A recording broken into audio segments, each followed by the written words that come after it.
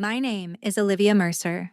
I'm 33 years old, a cardiologist in Chicago, and a single mother of 3-year-old twins. 3 weeks before the knock on my front door, I was lying in the back of an ambulance with blood soaking through the hospital blanket over my stomach, trying to stay conscious long enough to make one phone call. I had just been hit by a pickup that ran a red light on Interstate 88 after my shift, and the paramedic kept telling me to keep talking, keep breathing, keep my eyes open. But all I could think about were my children at home with a sitter who had to leave in less than an hour.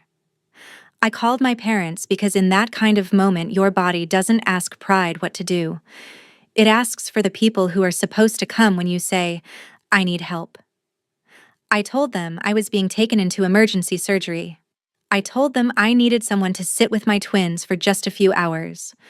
I heard muffled voices, impatience, annoyance, laughter in the background. Then my phone buzzed with a message in the family group chat. My mother wrote that I had always been a nuisance and a burden, and that they were not missing Taylor Swift tickets with my sister because of my drama. My father added that I was a doctor and should know how not to overreact. I stared at the screen until the words stopped looking real. Then, from that ambulance, I borrowed a phone, hired a 24-hour emergency nanny at triple rate, and made one more decision while they wheeled me toward the OR. I was done paying for people who could watch me bleed and still call me inconvenient. 3 weeks later, someone knocked on my door. Before I tell you who was standing there and why that knock changed everything, tell me something. What time is it where you are right now, and where are you watching from? I always wonder how far a story like this can travel before it finds the person who needed to hear it. The first time I really understood my family, I wasn't standing in their house or sitting at a dinner table. I was half awake in recovery, every few hours dragged back to consciousness by pain that seemed to open old rooms in my mind one by one. A nurse would press gently on my abdomen, and I would remember being 10, sitting at the kitchen counter while my younger sister Lauren modeled homecoming dresses for my parents, as if the living room were a runway, and the rest of us were lucky to witness it. My father, Richard Mercer, had a special smile he only used for her, the kind that made you think sunlight itself had chosen a favorite window. My mother, Helen, used to cry at Lauren's milestones, not because they were tragic, because they were beautiful enough to deserve tears. When Lauren said she wanted to work in fashion and lifestyle media, my mother said she was born for a glamorous life. When I said I wanted to become a doctor, my father looked over his newspaper and said, "That's practical." That was the whole speech. Practical. Not brilliant, not brave, not ambitious, just useful.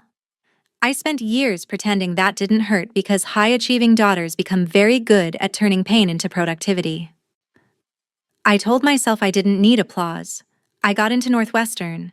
I stayed up through anatomy labs, board exams, night shifts, and fellowship applications while Lauren changed majors twice, dropped out once, launched a blog, relaunched herself as a content creator, and somehow was still treated like the fragile masterpiece of the family.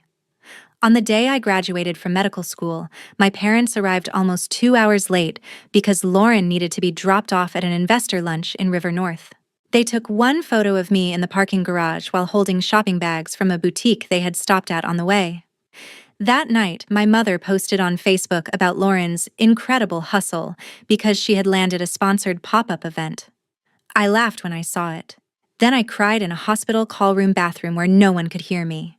The financial part started slowly enough to feel like love. 8 years ago, my father called and said the mortgage was tight, just for this month. I wired the money before dessert. Then came one more month.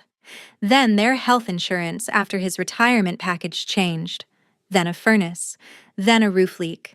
Then Lauren's temporary business emergency because she needed help covering equipment for content production. I kept a spreadsheet. Not because I planned to expose them, but because doctors count things when they're scared. Lab values, heartbeats, medication intervals. I counted wire transfers for the same reason. If I could see the pattern clearly enough, maybe I could understand why I kept doing it. The answer was humiliatingly simple. Some part of me believed that if I gave enough, they would finally love me in the open. If I made their lives easier, maybe they would stop acting like Lauren was the only daughter made of glass and promise. But money doesn't heal favoritism, it just feeds it. By the time I was pregnant with the twins and abandoned by their father in my 5th month, I had already become the invisible foundation under my parents' house, their insurance, and half my sister's lifestyle. When I called my mother from the hospital during a bleeding scare in that pregnancy, terrified and alone, she told me she couldn't come because Lauren was having a difficult week after a Milan-themed brand event flopped. I remember staring at the monitor strapped to my stomach and realizing my unborn babies already ranked below my sister's inconvenience. The total, by the time I lay in recovery after the crash, was a little over $380,000. Mortgage payments, insurance premiums, car repairs, property taxes when they were between accounts. Lauren's bridging loans, creative emergencies, camera upgrades, and once, unbelievably, a luxury condo deposit she swore she'd repay after a campaign check cleared. She never did. I knew all of this because I had paid for it. What I did not know until that night in the ambulance was how little it had bought me. When my mother typed nuisance and burden, the pain in my abdomen almost disappeared for a second. Physical pain is honest. That text wasn't. That text told the truth they had dressed up for years. I had never been loved for my strength. I had been used for it. Recovery was uglier and lonelier than people like to admit. Emergency surgery saves your life, but it doesn't hand you your old one back in neat packaging. I came home with surgical glue on my abdomen, restrictions on lifting, a pharmacy bag full of pain medication, and 2 little children who didn't understand why mommy couldn't pick them up at once. That was when the emotional whiplash started. Every morning, I felt 2 opposing things at the same time: grief so deep it sat behind my ribs like a second wound, and a strange, almost guilty lightness because I had finally stopped. On the 3rd day in the hospital, I asked for my laptop, logged into my banking apps, and canceled every automatic transfer. Mortgage payment, gone. Insurance premium, gone. Monthly support transfer, gone. I blocked my parents' numbers, Lauren's number, and every flying monkey cousin who might decide to mediate on their behalf. The silence after that should have felt empty. Instead, it felt like setting down a backpack full of bricks I had forgotten I was carrying. Marcus Hale, an ER physician from my hospital, became the first witness to that new silence. He had been the one in the ambulance. He had seen the messages on my screen because I had asked him to screenshot them before my phone died. Marcus was not the kind of man who filled every quiet space with comfort cliches. He brought coffee, checked my incision, made sure I understood my discharge instructions, and on the 2nd afternoon after I got home, he stood in my kitchen while I leaned against the counter trying not to cry over a stack of unopened bills. "You do know," he said, setting down a bag from a deli in Oak Brook, "that you don't owe them another heartbeat, right?" It wasn't poetic, but it was the first sentence anyone had ever spoken to me that made the whole situation feel morally simple. Not easy. Simple. I didn't owe them another heartbeat. The nanny service I'd called from the hospital sent a woman named Denise, a 48-year-old former preschool teacher with the calmest face I had ever seen. She handled the sitter handoff, learned the twins' bedtime routine in one night, and texted me photos every day while I was admitted. 2 sticky faces in pajamas, blocks scattered across the rug, 1 toddler asleep sideways on the couch. Strangers protected my children while my own family sang along at Soldier Field.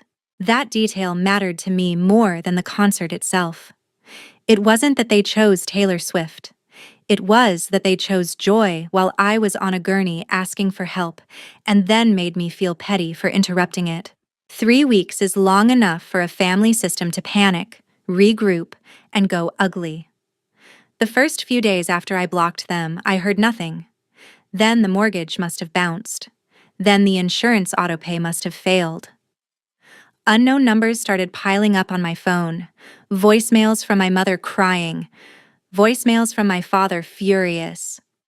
One from Lauren calling me dramatic and asking whether I really intended to implode the whole family over a misunderstanding. I deleted them all without listening to the end. I spent my recovery period doing unglamorous, holy little things, physical therapy appointments in stretchy pants, ordering groceries online, taking the twins to Target for finger paint and goldfish crackers, sitting on the edge of their rug at bedtime because bending hurt too much to tuck them in properly. I moved money into a separate account for a college fund. I found myself staring at those numbers one evening after they were transferred and thinking, so this is what relief looks like when it's dressed as responsibility. Then came the smear campaign. A cousin I barely spoke to texted me, "Hey, just giving you a heads up. Your parents are telling people the accident messed with your head." That same night, Lauren posted a black and white Instagram story over a candlelit selfie. Some people change after trauma, praying for peace, healing, and accountability. No names, of course. She didn't need them. Her followers responded with heart emojis and sympathy about setting boundaries with toxic people. I almost laughed. Then my son climbed into my lap with a book and said, "Mommy, read Tiger One," and I realized I was done yelling into their circus. I would answer with facts, not posts. I just didn't yet know who would help me carry them into the room where they mattered. The knock came on a gray Saturday morning, exactly 3 weeks after my surgery. I was standing at the stove making blueberry pancakes because the twins had learned the word blueberry and were abusing it with great joy. I almost ignored the door. My body still tightened every time I heard an unexpected sound, as if emergency had become a permanent setting in my nervous system. But the knocking came again, 3 measured raps, not impatient, not tentative. When I looked through the peephole, I stopped breathing for a second. My grandfather Thomas Mercer stood on my porch in a camel overcoat, silver hair combed back, posture straight as a verdict. I hadn't seen him in nearly 3 years. My parents always had reasons for why visits were complicated. Too far, too busy, too much going on. What that really meant was simple. My grandfather had never approved of how they treated me, and my parents preferred their illusions unchallenged. When I opened the door, he took one look at my face, then at the way my hand instinctively pressed over my abdomen, and his own expression changed from formal to furious in a single heartbeat. He hugged me carefully, as if he knew I was held together by stitches and willpower. "I know enough," he said before I could speak. "Claire told me the rest." Claire was my mother's younger sister, the only person in the extended family who had ever looked at our household and called favoritism by its name instead of pretending it was just personality. The twins peered around my legs, and within 10 minutes my grandfather was sitting at my kitchen table, cutting pancakes into neat little squares while they warmed to him as if they had known him forever. It made me unexpectedly emotional, seeing a man from my bloodline offer my children gentle attention with no transaction hidden under it. Grandpa Thomas had spent most of his career as both an economics professor and, later, an expert consultant in federal financial fraud cases. He had the mind of a man who could hear one family anecdote and instantly identify the business model underneath it. After the twins wandered off to the rug with blocks, he folded his hands over a coffee mug and said, "Olivia, this stopped being a family disagreement a long time ago. This is a one-way financial structure disguised as kinship." That sentence landed harder than my mother's text because it was so precise. Not emotional, not theatrical. Precise. He asked whether I still had the records. I told him yes. Every transfer. Every statement, every invoice, every screenshot, even the ambulance text messages Marcus had saved. He nodded once. "Good. My 70th birthday is next Saturday. Everyone will be there.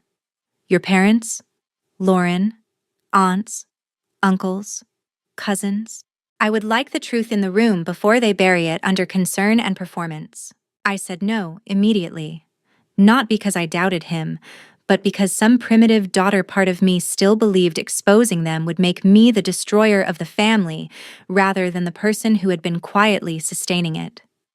My grandfather let me finish, then said, "Families built on truth bend. Families built on exploitation crack. That cracking is not the fault of the truth."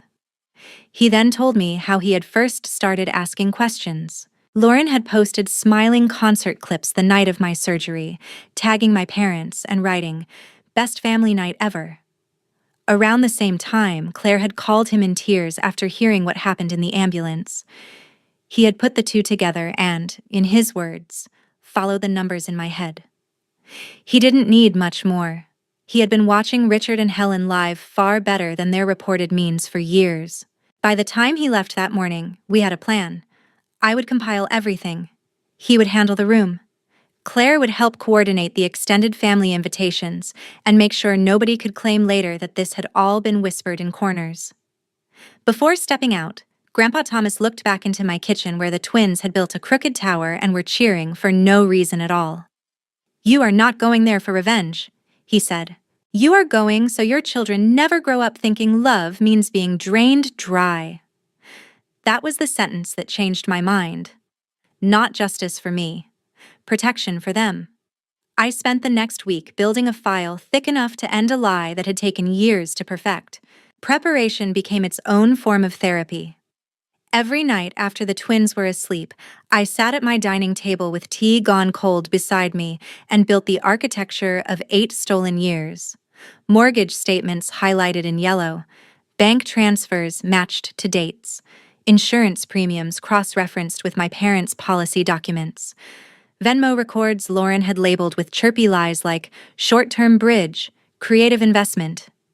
And once, unbelievably, family love, LOL. I printed the group chat screenshots from the ambulance and had Marcus email himself confirming the date and timestamp in case anyone tried to claim fabrication. Claire came over twice with takeout and an expression that sharpened the more she read. "They didn't just take your money," she said one night, flipping through a stack of statements. "They built a narrative around taking it. That's what makes this rotten." While I was organizing facts, my parents were organizing perception. My mother called relatives with a trembling voice and said she was worried about me since the accident. My father emphasized stress, single motherhood, and trauma, carefully constructing the kind of story polite families prefer because it lets everyone pity the victim while protecting the abuser. Lauren escalated online. One day, it was a story about praying for estranged relationships. The next, it was a carousel of curated self-care photos with a caption about learning that boundaries trigger people who benefit from your silence. The irony was almost impressive. A second cousin sent me the post with a single message. "I think this is about you." I didn't answer. My silence wasn't weakness now. It was strategy. The day before the party, I took the twins into the city and walked them through Millennium Park because I needed to remember that the world was still wider than this family. They chased pigeons near Cloud Gate while I sat on a bench with coffee and watched strangers take photos in the cold spring light. My daughter asked whether Grandpa and Grandma would be at the birthday party too. I said yes. She asked whether they would be nice. That question hit some unprotected place in me.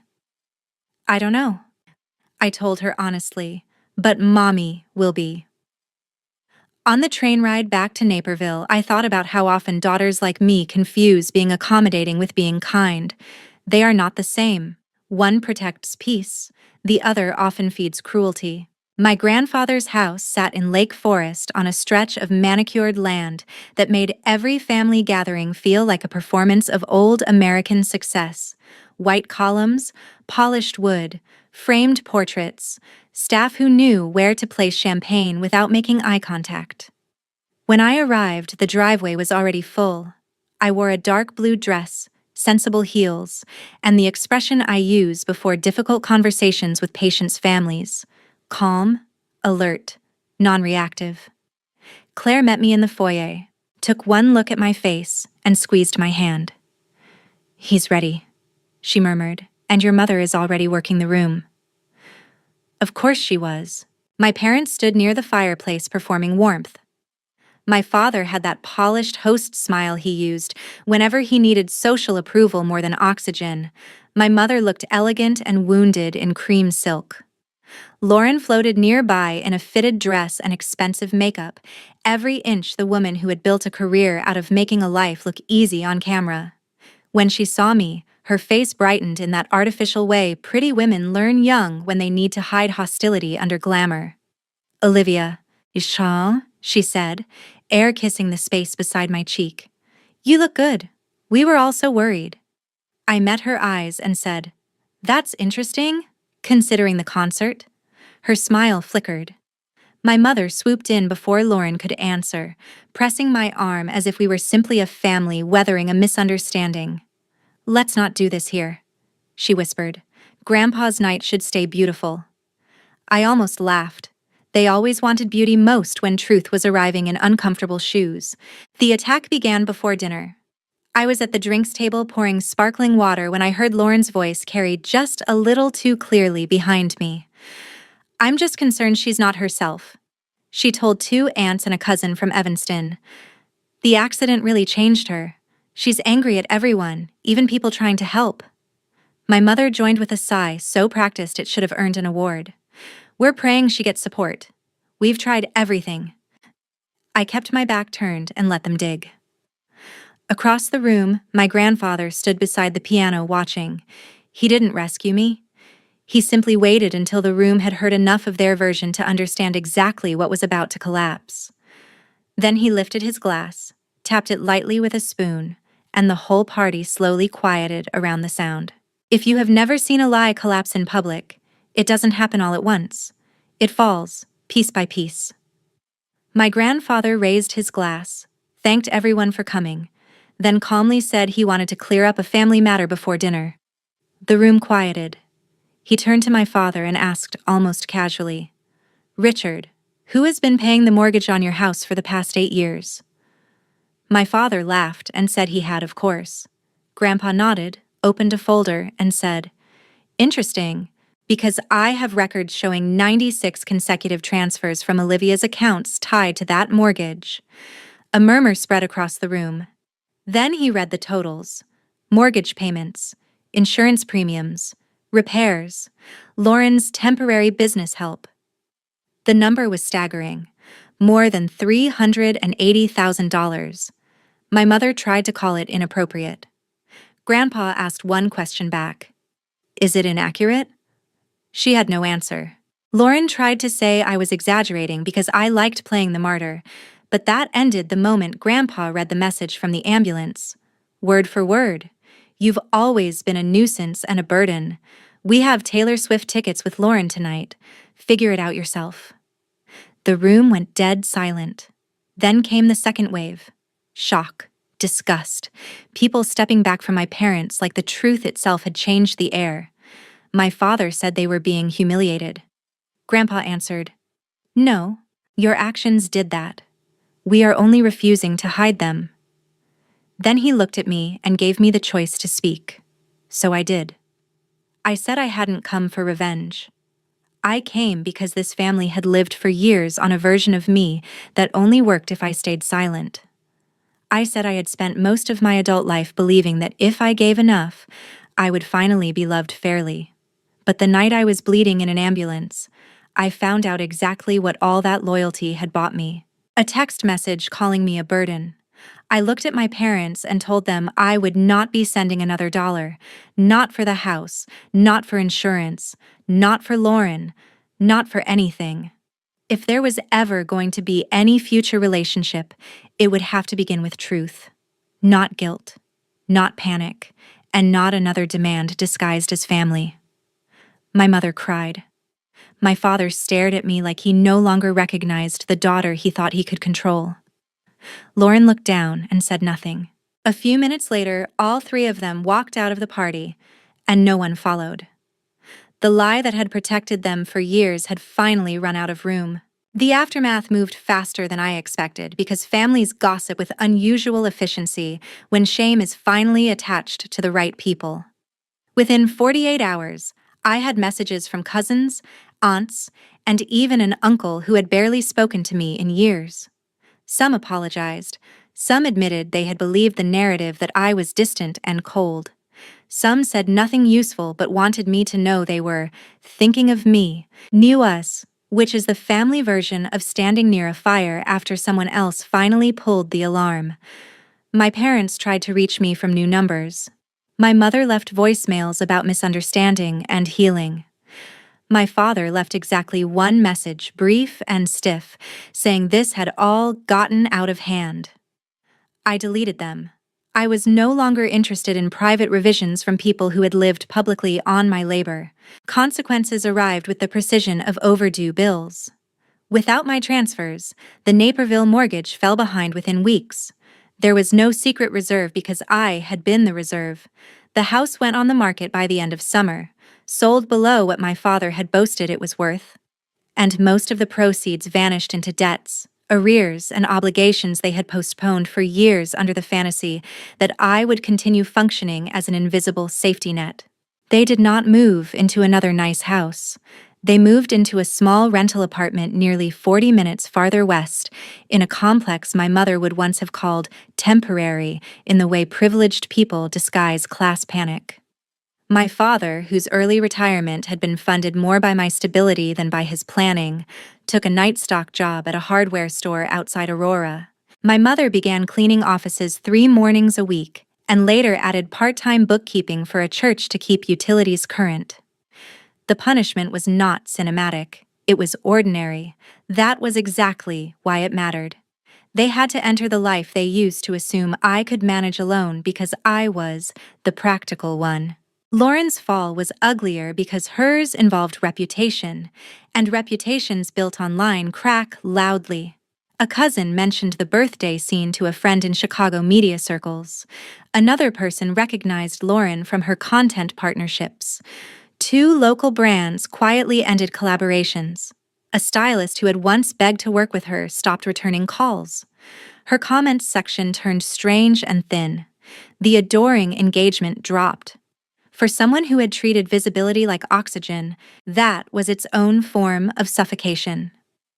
She gave up her apartment in the city before winter and moved into the basement level of a friend's townhouse in Logan Square, then picked up hostess shifts at a trendy brunch place while trying to rebrand herself around authenticity and healing. The internet, being what it is, sensed the performance. It did not reward her for it. The extended family did what respectable families do when they do not want to admit they are taking sides. They simply stopped including the people who had made inclusion morally awkward. My parents were not invited to Cousin Michael's 40th. Lauren was missing from Thanksgiving. The Christmas card list that year somehow forgot their new address. Nobody announced a formal exile. They just learned that once a room hears the right facts, some invitations quietly cease to exist. Claire told me later that my mother cried to anyone who would listen about public humiliation. Grandpa Thomas answered that narrative once, and only once. Humiliation is what you feel when status drops. Remorse is what you feel when conscience rises. Let me know which one it is. I wish I could tell you I felt triumph every day. I didn't. I felt relief, then grief, then relief again. Some nights after the twins were asleep, I sat in my new, smaller, brighter apartment near the hospital and let myself mourn not the family I had lost, but the one I had been bargaining for since childhood. Those are different losses. One is concrete. The other is the death of hope in a fantasy that keeps you useful. Marcus remained quietly present through all of it, sometimes bringing takeout after late shifts, sometimes helping me assemble ridiculous children's furniture because I refused to call anyone from my family for anything ever again. My grandfather became part of our weekly routine, taking the twins to the zoo or for hot chocolate and returning them overstimulated, sugar-happy, and adored. Claire came for dinner twice a month and taught me that anger can be clean when it is no longer confused with guilt. The money changed my life immediately. The $3,200 that used to leave my account each month for my parents went into college funds, a savings cushion, and eventually a down payment plan. I bought stability for the people who actually depended on me rather than subsidizing the comfort of people who resented needing me. That may have been the most satisfying part of all, not seeing my parents struggle, but seeing my children's future grow where someone else's entitlement used to live. There is a particular kind of peace in watching redirected money become dignity. About 8 months after the birthday party, Lauren called from an unknown number. I almost didn't answer. Her voice, when I did, was smaller than I had ever heard it. Not polished, not performative. Tired. She didn't ask for money. That was the first surprise. She said she had spent months being angry at me because anger was easier than looking at herself. She said the night in the ambulance replayed in her head more than she wanted to admit, especially the laughing emoji. "I can't believe I did that," she whispered. "I knew enough to know better." I listened. Then she said something that mattered more than the apology. "I liked being the favorite so much that I never cared what it cost you." That was the first honest thing she had ever said to me. I did not forgive her on the spot. I did not offer instant sisterhood. I simply said, "If you mean that, let it change how you live." She cried quietly. We hung up. Sometimes accountability begins there, not in reunion, but in the first unsponsored sentence. My parents and I did not reconcile that year. We remained, at most, a set of unresolved names moving through each other's orbit by rumor. I heard my father's blood pressure had worsened under the stress. I heard my mother still framed herself as wounded more often than remorseful. I heard they talked about me less because it was harder to do in rooms that now understood context. I do not know whether they changed in the private places where no one performs. And for the first time in my life, I no longer felt responsible for finding out. What I learned from all of it is simple enough to say and hard enough to live. Blood does not entitle anyone to drain you. Love is not proven by how much pain you can absorb without complaint. And family is not a sacred word if it is only ever used to redirect resources, silence protest, and shame the person who finally says no. For years, I thought boundaries were what selfish people used to avoid sacrifice. I was wrong. Boundaries are what healthy people use to stop sacrifice from becoming self-erasure. The most dangerous lie I ever believed was that being needed meant being loved. It doesn't. Sometimes it just means you are convenient. If you asked me now what really changed the night I was hit by that truck, I wouldn't say the surgery. I wouldn't even say the text.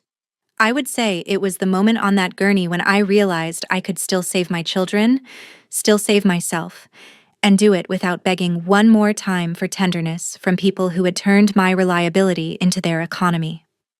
That was the beginning. Not the betrayal, the beginning.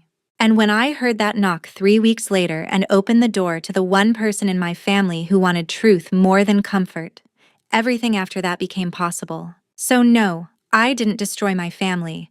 I stopped financing a lie. If they call that betrayal, they are free to. I call it survival. I call it self-respect. And I call it the first inheritance my twins will receive from me that matters more than money. The certainty that love should never have to be purchased from the people who claim it is unconditional.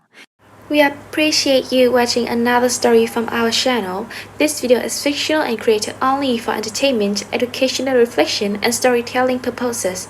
We hope the message reminds you that real strength is not begging to be valued by the wrong people, but learning to stand alone with confidence until the right people recognize your worth without being asked.